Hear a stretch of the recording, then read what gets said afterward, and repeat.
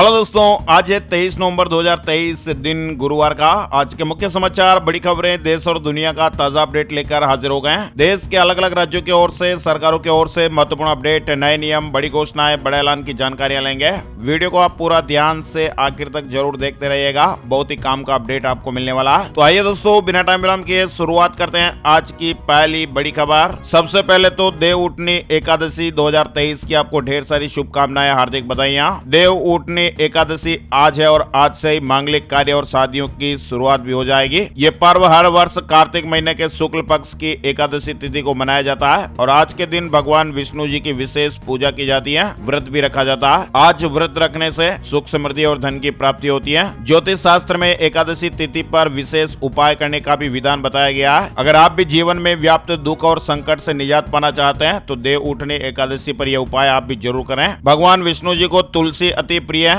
अतः देव उठनी एकादशी तिथि पर घर में तुलसी का पौधा जरूर लगाएं। और अगर आपके घर में तुलसी का पौधा पहले से ही है तो आप तुलसी माता को श्रृंगार की वस्तुएं भी भेंट कर सकते हैं। ऐसा उपाय करने से सुख और समृद्धि में वृद्धि होती है। वही अगर आप आज दान वगैरह भी दे रहे हैं तो आज के दिन पीले रंग के वस्त्र आप दान करें, पीली चीजों का भी दान कर सकते हैं। धन की देवी माँ लक्ष्मी जी को आप तेज पत्ता अर्पित करें, घर में सुख समृद्धि आती है। साथ ही आप अपने नजदीकी मंदिर में जाकर आज गेहूं का दान करें। इस उपाय को करने से भगवान विष्णु का बहुत ही ज्यादा आशीर्वाद प्राप्त होता है, ऐसी मान्यताएं हैं। साथ ही आपको बता दें, आज मीराबाई का 525वां जन्मोत्सव भी है। कृष्ण भक्त मीराबाई के 525वें जन्मोत्सव पर प्रधानमंत्री नरेंद्र मोदी जी 525 रुपए का एक स्मारक सिक्का भी मीराबाई की स्मृति में आज गुरुवार को जारी करेंगे। आज प्रधानमंत्री नरेंद्र मोदी जी मथुरा के दौरे पर रहेंगे। मीराबाई की जयंती पर पीएम मोदी आज मथुरा आएंगे, ब्रजरज उत्सव में भी भाग लेंगे। पीएम मोदी वृंदावन में बांके बिहारी मंदिर, मदन मोहन मंदिर में दर्शन करने के बाद मथुरा में श्री कृष्ण जन्म स्थान और द्वारकाधीश मंदिर में भी दर्शन करेंगे। मथुरा में आज मीराबाई जी का जन्म जयंती महोत्सव होगा। खबरों में आगे बढ़ते हैं। बड़ी खबर, फ्री घोषणाओं पर सुप्रीम कोर्ट में सुनवाई शुरू हो गई है। उच्चतम न्यायालय से मांग की गई है, मुफ्त रेवड़ियों को माना जाए भ्रष्टाचार। चुनाव के पहले मतदाताओं को लुभाने के लिए राजनीतिक दलों द्वारा की जाने वाली मुफ्त रेवड़ियों की घोषणाओं पर सुप्रीम कोर्ट में सुनवाई शुरू हो गई है। भूकंप से जुड़ी खबर आ रही है। भूकंप से फिर कांपी नेपाल की धरती, रिक्टर स्केल पर 4.5 तीव्रता आंकी गई, यानी नेपाल में एक बार फिर से भूकंप के झटके महसूस हुए हैं। रात 1:20 के लगभग भूकंप के झटके महसूस हुए। साथ ही आपको बता दें, विश्व कप फाइनल के बाद एक बार फिर से भारत और ऑस्ट्रेलिया का मुकाबला देखने को मिलेगा।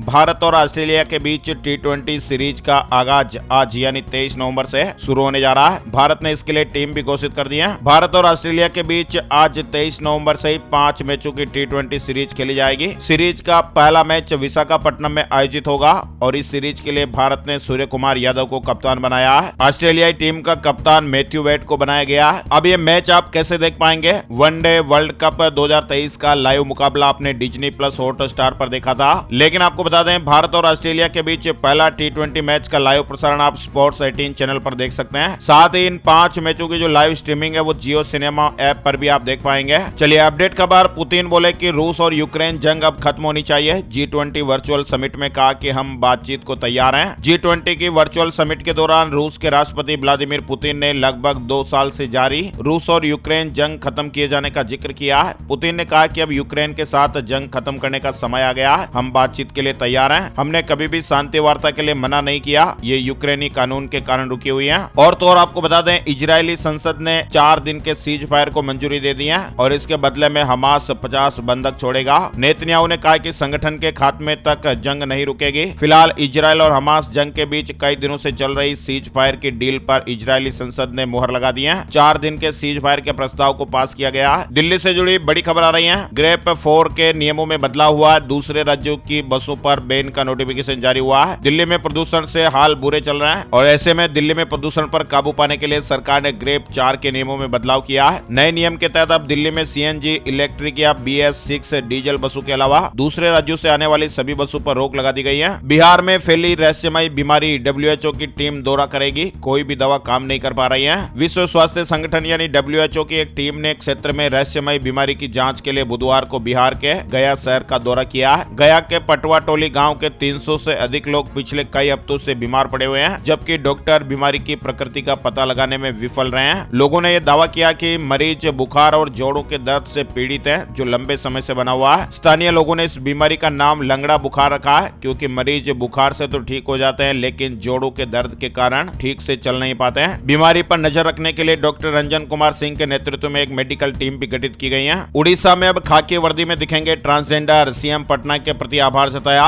उड़ीसा में खाकी वर्दी में दिखाई देंगे ट्रांसजेंडर। 26 नवंबर को होने वाली सब इंस्पेक्टर पद की परीक्षा के लिए राज्य भर से 17 ट्रांसजेंडरों ने क्वालिफाई किया है। छत्तीसगढ़ में कर्मचारियों को केंद्र के बराबर डीए मिलेगा। निर्वाचन आयोग की अनुमति के बाद 4% की बढ़ोतरी, 5 लाख अफसर और कर्मचारियों को फायदा मिलेगा। छत्तीसगढ़ में कर्मचारियों के लिए डीए यानी महंगाई भत्ते में 4% की बढ़ोतरी कर दी गई है। इसकी बढ़ोतरी को लेकर निर्वाचन आयोग ने बुधवार को स्वीकृति जारी कर दी। झारखंड कैबिनेट में 32 प्रस्तावों को स्वीकृति मिली है। दरोगा इंस्पेक्टर भी कर सकेंगे SC/ST मामलों की जांच। असिस्टेंट प्रोफेसर के लिए PhD अनिवार्य नहीं रहेगी। झारखंड सरकार के कैबिनेट में हुई बैठक में कई महत्वपूर्ण प्रस्तावों को स्वीकृति दी गई। 32 प्रस्तावों को स्वीकृति मिली है। असिस्टेंट प्रोफेसर के लिए PhD अनिवार्य नहीं। परगनेत को मिलेंगे अब हर महीने 3000 रुपए। और भी कई बड़े फैसले हुए हैं। जम्मू कश्मीर के राजौरी में 2 अफसर समेत 4 फौजी शहीद हो गए। फायरिंग कर रहे आतंकी भी घायल हुए हैं। एनकाउंटर जारी है। सबसे बड़े क्रिप्टो एक्सचेंज बाइनेंस के CEO ने इस्तीफा दे दिया। चांगपेंग जाओ को अमेरिकी कानून तोड़ने का दोषी पाया गया। RBI का ध्यान महंगाई दर को 4% लाने पर है। गवर्नर शशिकांत दास ने कहा कि इस वित्त वर्ष GDP ग्रोथ 6.5% रहने का अनुमान है। उत्तरकाशी टनल से जुड़ी खबर आ रही है। आपको मालूम ही होगा, दिवाली के दिन उत्तरकाशी की एक निर्माणाधीन सुरंग में हादसा हो गया। 41 श्रमिक इस सुरंग में फंसे हुए हैं। इनको निकालने का काम लगातार जारी है और बड़ी खुशखबरी है कि आज इनका रेस्क्यू हो सकता है। उत्तराखंड के उत्तरकाशी स्थित सिलक्यारा सुरंग में फंसे 41 श्रमिकों को जल्दी बाहर निकाल लिया जाएगा। आज इनका रेस्क्यू हो सकता है। ओगर मशीन से सुरंग में ड्रिलिंग का काम जारी है और आज बड़ी खुशखबर मिल सकती है। और इसी बीच खबर है कि उत्तरकाशी में फंसे 15 श्रमिकों को हवाई मार्ग से झारखंड लाएगी सरकार। CM हेमंत ने यह बड़ा ऐलान किया है। 41 श्रमिकों में से 15 तो झारखंड से हैं, बाकी अलग अलग राज्यों के श्रमिक हैं। और हाँ दोस्तों, सुरंग में इस तरह से जो हादसा हुआ, इसी को देखते हुए national highway authority of India ने देश में बन रही सभी 29 सुरंगों का सुरक्षा ऑडिट करने का फैसला लिया है। बड़ी खबर आ रही है। सोशल मीडिया पर सामान बेचने वालों को नोटिस मिले हैं। 10,000 करोड़ की टैक्स चोरी पकड़ी गई है। सोशल मीडिया पर सामान बेचने वालों पर शिकंजा कसते हुए डिपार्टमेंट ने 10,000 करोड़ रुपए की टैक्स चोरी का खुलासा किया। जालंधर में दिल्ली जम्मू नेशनल हाईवे दूसरे दिन भी बंद। CM भगवंत मान और किसान आमने सामने। आज ट्रेनें भी रोक सकते हैं। रविवार को चंडीगढ़ कूच करेंगे। पंजाब के जालंधर में दिल्ली जम्मू नेशनल हाईवे पर बुधवार को भी किसान भाइयों का धरना जारी रहा। सरकार ने बुधवार को किसानों के साथ मीटिंग करने का आश्वासन दिया था, मगर किन्हीं कारणों से सरकार के साथ किसानों की मीटिंग नहीं हुई। अब खबर आ रही है कि किसान जालंधर से लुधियाना जाते हाईवे में पड़ते धन्नोवाली के पास से आज यानी गुरुवार को ट्रेनें रोकेंगे। CM भगवंत मान ने ट्वीट कर किसानों से आग्रह किया। किसान यूनियनों से मेरा अनुरोध है कि हर बात के लिए सड़कें बंद करके आम लोगों को अपने खिलाफ ना करें। हरियाणा से भी महत्वपूर्ण अपडेट सामने आ रहे हैं। हरियाणा बनेगा जीरो ड्रॉप आउट स्टेट। 6 साल से लेकर 8 साल के बच्चे ट्रैक होंगे, स्कूल भेजेगी सरकार। ट्रांसपोर्टेशन सुविधा भी मिलेगी, यानी हरियाणा को जीरो ड्रॉप आउट स्टेट बनाने की कवायद CM मनोहर लाल खट्टर ने शुरू कर दी है। 1 किलोमीटर से अधिक दूरी पर स्कूल है तो परिवहन सुविधा भी सरकार की तरफ से दी जाएगी। 27 नवंबर से 5 फरवरी तक रेल यातायात प्रभावित रहेगा। मथुरा जंक्शन पर यार्ड रिमॉडलिंग का काम चलेगा। रेवाड़ी के रास्ते चलेंगी ज्यादातर ट्रेनें। मेडिकल प्रवेश परीक्षा नीट UG के लिए रिवाइज्ड सिलेबस जारी हो गया। PDF फाइल आप डाउनलोड करके पढ़ सकते हैं, देख सकते हैं। यूपी से जुड़ी बड़ी खबर आ रही है। सैलरी को लेकर 30,000 कर्मचारियों का वेतन बढ़ गया। प्रति किलोमीटर ₹1.75 की जगह अब ₹1.89 वेतन मिलेगा। 1 दिसंबर से नया नियम लागू होगा। परिवहन विभाग के कर्मचारियों का आंदोलन सफल रहा। प्रदेश सरकार ने ड्राइवर और कंडक्टर का किराया बढ़ाने का फैसला लिया। पंजाब हरियाणा में 14 जगहों पर NIA रेड। सैन फ्रांसिस्को में भारतीय दूतावास पर हुए हमले में एक्शन हुआ। डिजिटल डेटा और डॉक्यूमेंट जब्त किए गए। शेयर मार्केट के भगवान कहे जाने वाले की बड़ी भविष्यवाणी हुई है। 30% तक टूट सकता बाजार। 2008 से भी बुरे हालात बन सकते हैं, निवेशकों को सलाह दी गई है। क्रिकेट के भगवान को आप जानते होंगे, सचिन तेंदुलकर, लेकिन आपको बता दें शेयर मार्केट के भगवान के रूप में भी जाने जाते हैं मार्केट एक्सपर्ट और अर्थशास्त्री गैरी सिलिंग, जिन्हें शेयर मार्केट के भगवान की संज्ञा दी गई है। हालांकि इस बार गैरी सिलिंग की कई बातों ने पूरी दुनिया को परेशान कर दिया। शेयर मार्केट में तेजी या मंदी का दौर तो आता रहता है, जाता रहता है, लेकिन अब मार्केट में एक और बड़े और भयानक खतरे की आहट सुनाई दे रही है। मार्केट में मंदी को लेकर बाजार को आगाह किया गया। गैरी सिलिंग को 2008 में अमेरिका में आई मंदी की सटीक भविष्यवाणी के लिए जाना जाता है, लेकिन अब इन्होंने दुनिया को 2008 में आई मंदी से ज्यादा बड़ी मंदी के प्रति आगाह किया है। बिजनेस इंसाइडर की रिपोर्ट के मुताबिक गैरी सिलिंग अमेरिकी अर्थव्यवस्था को आगाह करते हुए कह रहे हैं कि वो फिर से धीरे धीरे एक बड़ी आर्थिक मंदी की तरफ बढ़ रही है। शेयर मार्केट न्यूज अपडेट में बता दें, सेंसेक्स 92 अंक चढ़कर 66,023 पर बंद हुआ। निफ्टी में भी 28 अंक की बढ़त रही। IT और पावर शेयर में तेजी देखने को मिली है। पंजाब के बाद अब हरियाणा के किसान करेंगे आंदोलन। आज कुरुक्षेत्र में जन आक्रोश रैली। किसानों और मजदूरों का कर्ज माफ करने, फसलों को एमएसपी पर खरीदने की गारंटी का कानून बनाने और गन्ने का रेट 450 प्रति क्विंटल करने सहित कई मांगों को लेकर किसान भाई आंदोलन कर रहे हैं। और इन्हीं मांगों के समर्थन में भारतीय किसान यूनियन चडूनी ग्रुप की जन आक्रोश रैली आज गुरुवार 23 नवंबर को हरियाणा के कुरुक्षेत्र के पीपली अनाज मंडी में होगी। यूपीएससी इंजीनियरिंग सर्विस का फाइनल रिजल्ट जारी हो गया। इस साल विनीत जैन को रैंक 1 प्राप्त हुआ। वहीं सुप्रीम कोर्ट द्वारा पतंजलि को गलत प्रचार के लिए फटकार लगाए जाने पर योग गुरु बाबा रामदेव ने सफाई दी है। उन्होंने कहा कि कुछ डॉक्टरों ने एक ग्रुप बनाया, वे लगातार योग और आयुर्वेद के खिलाफ दुष्प्रचार कर रहे हैं। योग गुरु बाबा रामदेव ने बुधवार को पतंजलि आयुर्वेद का बचाव करते हुए कहा कि एफएमसीजी कंपनी किसी भी तरह के गलत प्रचार में शामिल नहीं है। दरअसल एक न्यूज वायरल हो रही थी जिसमें सुप्रीम कोर्ट ने पतंजलि को फटकार लगाई है और ऐसे में अब बाबा रामदेव ने कहा कि यदि हम झूठे हैं तो हम पर फाइन लगाएं, यहाँ तक कि मौत की सजा के लिए भी तैयार हैं। लेकिन यदि ये लोग गलत है तो उन लोगों को भी सजा दी जाए जो गलत प्रचार कर रहे हैं। चलिए आगे बढ़ते हैं। बड़ी खबर, नीतीश सरकार का एक और बड़ा फैसला। बिहार को विशेष राज्य का दर्जा दिलाने के प्रस्ताव पर कैबिनेट की मुहर लगी है। पटरी पर लौट रहे भारत और कनाडा के रिश्ते। करीब 2 महीने बाद वीजा सर्विस शुरू हो गई है। अब कनाडाई नागरिक भारत की यात्रा कर सकेंगे। आपको मालूम ही होगा, निज्जर विवाद के बाद भारत ने 21 सितंबर को वीजा सर्विस पर रोक लगा दी थी। दिल्ली के स्कूलों में एडमिशन से जुड़ी खबर। दिल्ली में नर्सरी, केजी और पहली क्लास में आवेदन के फॉर्म 23 नवंबर आज से मिलने लगेंगे। 15 दिसंबर 2023 तक अभिभावक फॉर्म जमा करा सकते हैं। हिमाचल प्रदेश में सीएम सुक्खू जी ने कहा कि कर्मचारियों को 3 महीने में डीए की किस्त। पुलिस भर्ती में महिलाओं को 30% आरक्षण मिलेगा। ऐसे प्रयास किए जाएंगे। एआई के नकारात्मक उपयोग से दुनिया भर में चिंताएं बढ़ रही हैं, पीएम मोदी ने कहा। दरअसल प्रधानमंत्री मोदी जी ने G20 देशों के नेताओं के डिजिटल शिखर सम्मेलन में आर्टिफिशियल इंटेलिजेंस के वैश्विक विनियमन का आह्वान किया। सुप्रीम कोर्ट परिसर में लगाई जा रही डॉक्टर अंबेडकर जी की प्रतिमा